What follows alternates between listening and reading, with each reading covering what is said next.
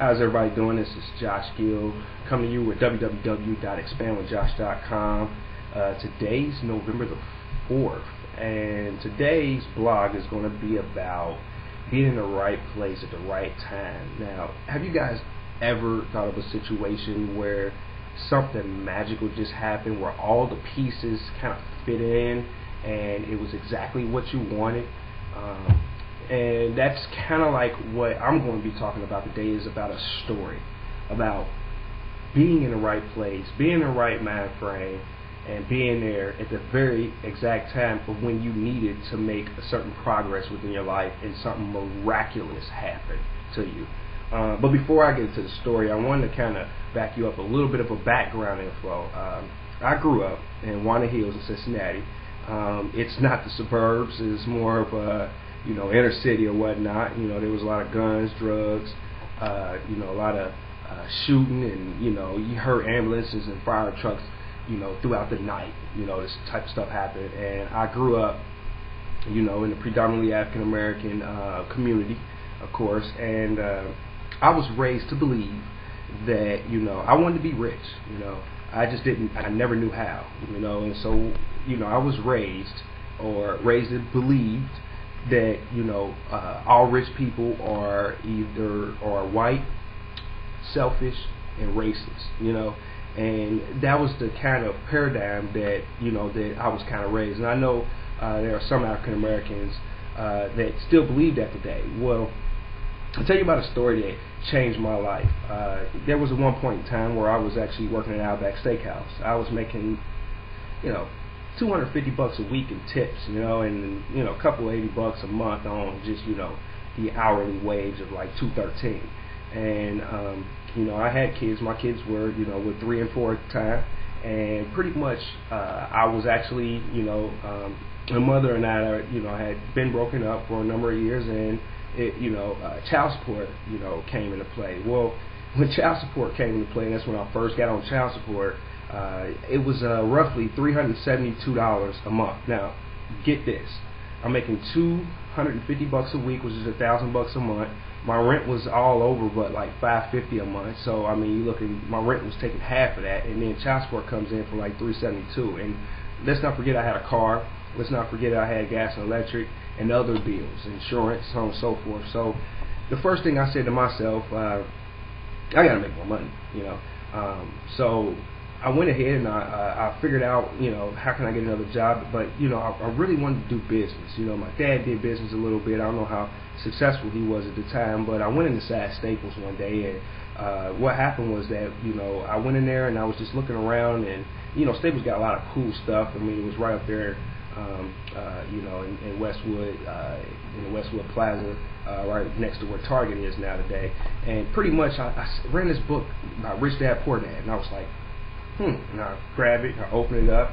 He had an interesting title, it led me, and I opened it up and I just started reading through it, and I said, man, this is awesome, right? This is some really, really good stuff in this book. I want this book, but I can't afford it, I got to pay child support about it first, and I was like, I need a job, how can I do it? And so I went up to the front and I talked to a buddy of mine, and they was, and we got to this conversation. He told me, like, look, they're hiring for a janitor, so I was like, great.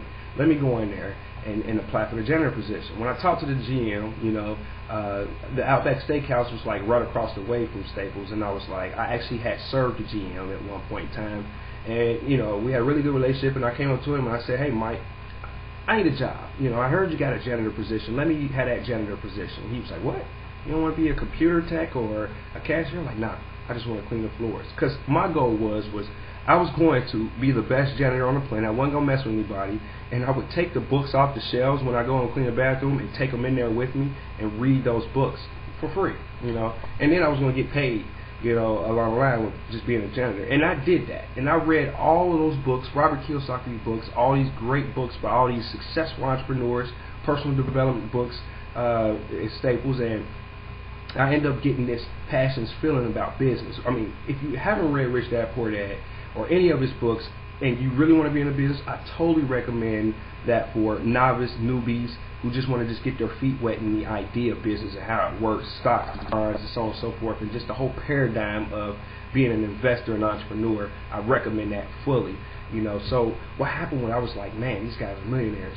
These guys in this book, he was talking about millionaires, he was talking about being successful in stocks and bonds, and he broke it down. And I just wanted to learn so much more. So what happened was that, I would sit up late at night and I would just be thinking about this, and I would start making a business plan.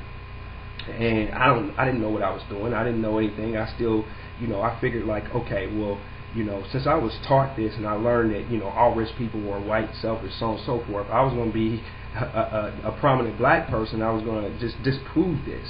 So I was like, all right, cool. So how can I do this?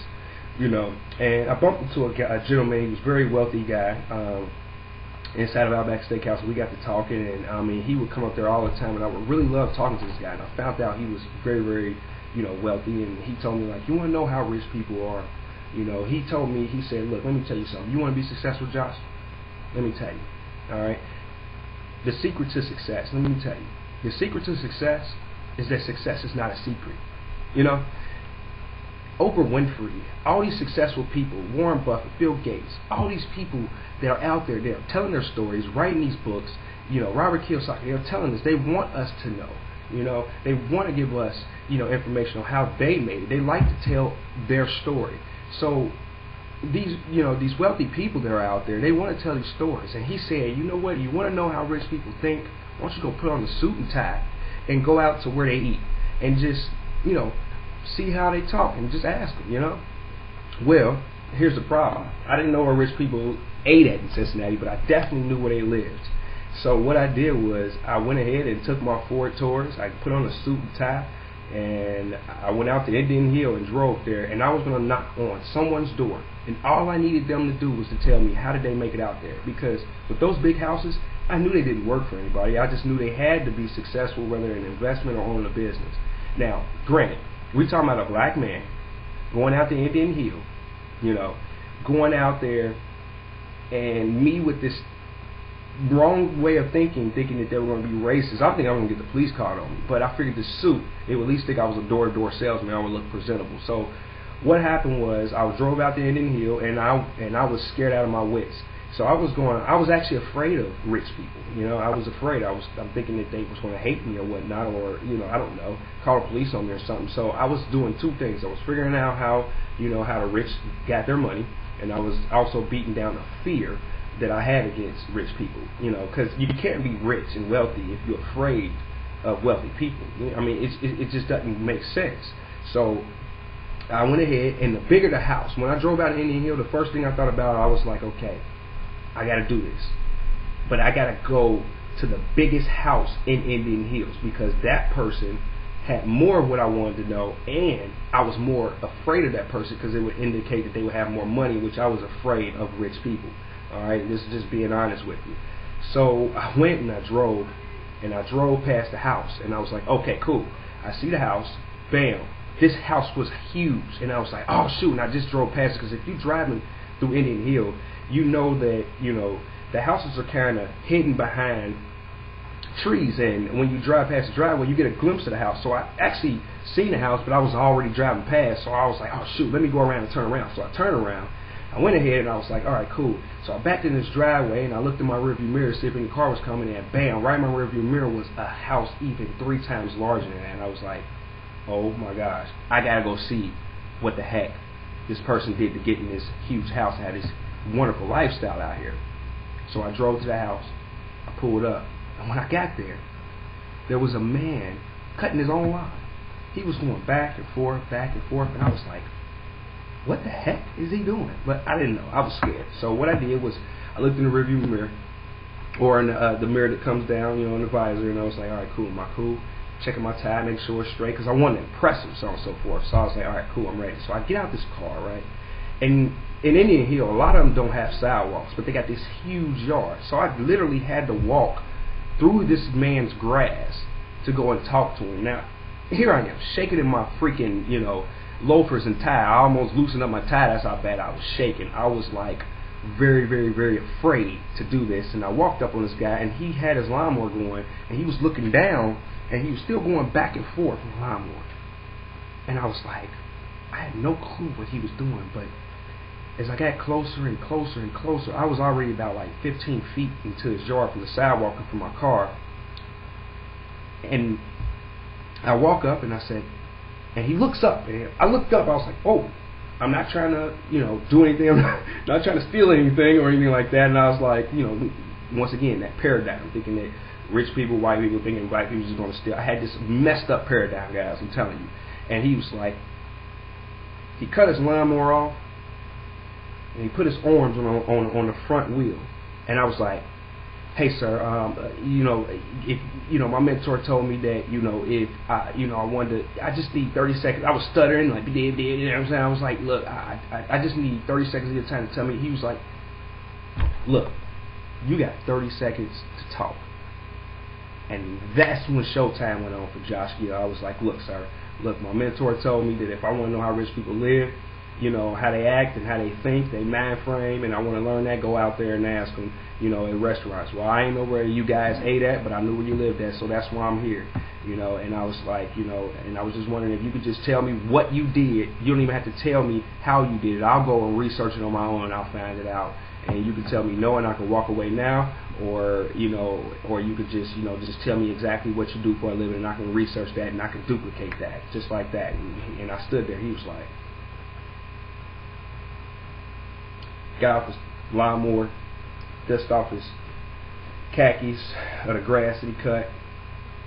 He turned around and he was like, Coke or Pepsi?